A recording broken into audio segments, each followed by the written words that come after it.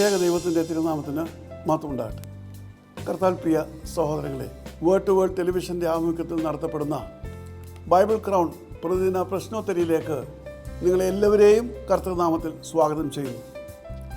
നമ്മുടെ ഇന്നലത്തെ ചോദ്യം, മെഫീബോശത്തിൻ്റെ പിതാവിൻ്റെ മരണശേഷം അവനോട് കരുണ കാണിച്ച വ്യക്തിയുടെ പേരെന്ത്? ഉത്തരം ദാവീദ്.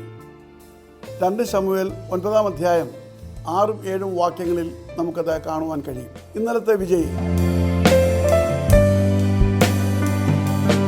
ഇന്നത്തെ ചോദ്യം, യാഫത്തിൻ്റെ പിതാവിൻ്റെ പേരെന്ത്?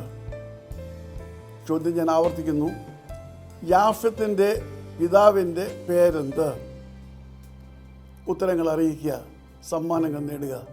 ദൈവം നമ്മെ അനുഗ്രഹിക്കട്ടെ. താഴെ കൊടുത്തിരിക്കുന്ന വാട്സാപ്പ് നമ്പറിൽ നിങ്ങളുടെ ഉത്തരങ്ങൾ അയയ്ക്കുക.